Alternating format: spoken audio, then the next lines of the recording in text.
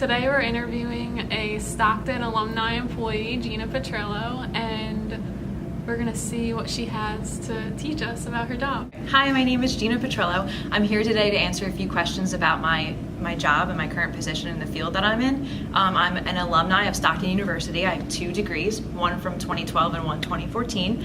I received my undergrad in communications and my master's in business administration. What is your job title and who is your employer?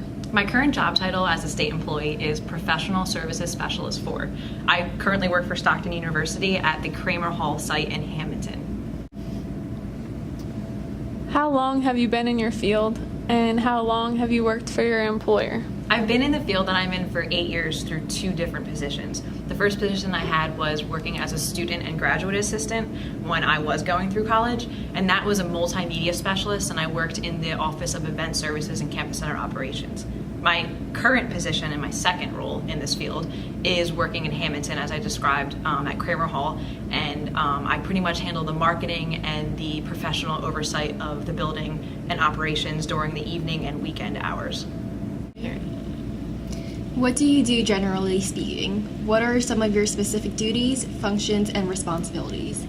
In my current position, I schedule programming for students and community. We work very close with the community here, being that we're in Hamilton. And some of my other duties are to work with marketing the programs that I schedule here, as well as being the technical support and administrative support for the building.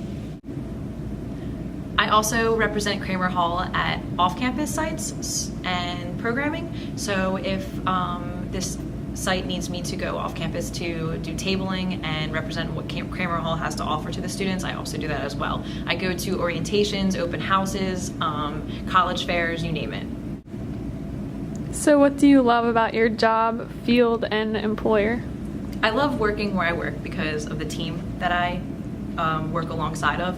Also, there's so many opportunities that arise on a daily basis. My director would go to me and ask me to hold a training for knowing that I am very capable in computers, and I've held workshops on computer basics for seniors in the local community. I've been able to attend a number of different trainings and certification programs to build up my resume, and just making connections on a daily basis. I meet so many different people, and I'm able to remain in contact with them for the future, and the possibilities are limitless. What did you want to do for a career when you were in college? When I was in college, I thought that I wanted to be a graphic designer. Luckily, in my first position that I held as a multimedia specialist, I was able to find out that that's not the choice that I wanted to go with. Being a graphic designer is like an artist. There's a lot of stress that goes along with it because you're holding yourself to a larger expectation, like you want to be able to impress someone with what you're creating. So I later found out that I really wanted to do something that worked more with people, and that's pretty much what I do now every day on a daily basis. What was your major, minor, and why did you choose them?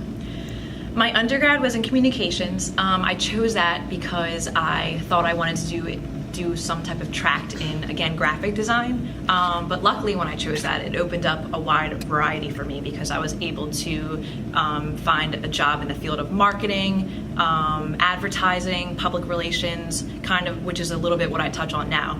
And then I continued to go for my MBA, my master's in business administration, because I had a lot of friends who were graduating with me with my undergrad, and they were not finding jobs, were not successful with obtaining a position anywhere. And having a master's made me more marketable to pursue a career. What skills learned as a liberal arts student have been the most helpful in your career? I'd have to say that the biggest gain that I've received from my undergrad and even my master's is being able to communicate efficiently. That is so important in this field, whether it's through email or just talking to someone face to face. I actually recently took a business writing workshop, and just to always continue to spruce up my communication skills, because that is so important. What was the worst part and best part of your first real job? The worst part is definitely being able to grasp constructive criticism. So that's something that I didn't take easily, and in the beginning when I was told by my director and my colleagues, that I was doing something maybe that wasn't as professional or whatever the case may have been, you have to really own it and be willing to change and adjust and adapt to the environment that you're in. The best part, I'd say, is the learning curve. You go through so many different experiences your first position, and you almost become amazed with all the new skills that you gain. If you could go back, what would you do differently in preparing for a career after college? What advice would you give to current students? If I could go back, I would definitely say to connect with your professors as best as you can and hold the connection for as long as you can. Stay in touch with them. They're going to be your biggest resource when it comes to finding a job and knowing what it takes and giving you advice on interviews and things like that. Preparing for interviews better, I'd say give it your best shot, know your strengths, weaknesses, know everything there is about you, and be able to communicate it well. Also, build your resume as much as possible. There is nothing better than looking at a resume that's stacked, honestly, and the worst thing is hearing back from an employer saying that someone had more experience than you. So with experience, I'd say take on as many internships and opportunities that you can, even if it's not paid, whatever the case may be. You want to build your toolkit as best as you can. Okay. What are the major qualifications for success in your field? What skills or talents are needed?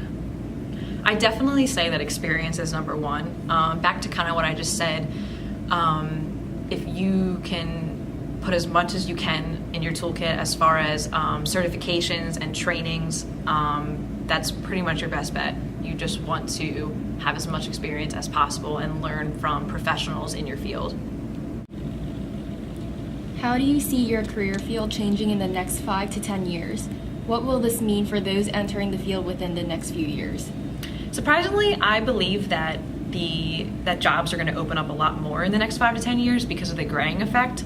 I'm hoping that the baby boomers in the working field are going to eventually dissolve, and that will open up new opportunities and positions for incoming graduates. I know Taylor and I have learned a lot of tips from this session, so I hope that these have helped you as well. Best of luck to you all!